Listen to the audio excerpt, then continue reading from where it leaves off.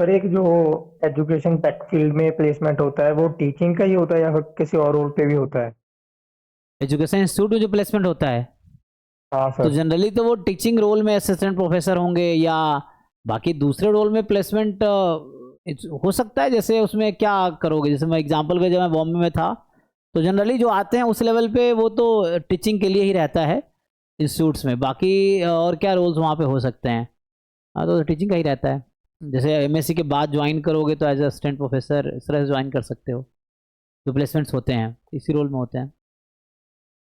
जी sir. हम्म।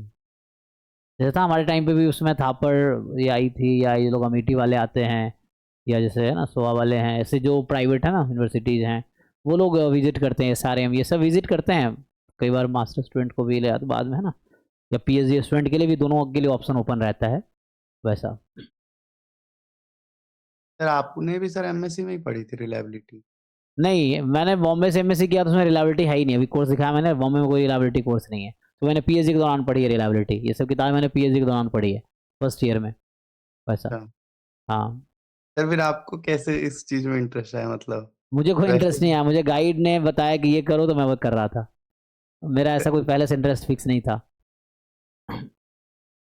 वैसे है। तो मैं तो सोमेश सर के अंडर पीएचडी करने के लिए गया ना, वैसे गया था।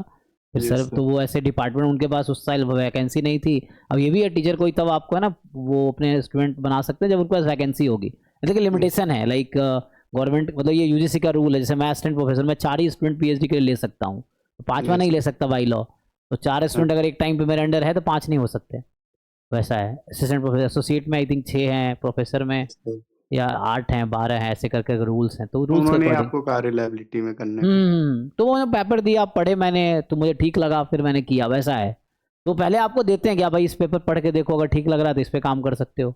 उसके अकॉर्डिंग तो आपको ऑप्शंस दिया जाएगा कि आप क्या करना चाहते हो, उसके अकॉर्डिंग जी पढ़ो and sir. Then you do. ये है, तो जो ठीक लगता है उस पर आप कर सकते हो, और किसी फील्ड में कर सकते हो, तो इंटरेस्ट होना चाहिए, बस हो जाएगा।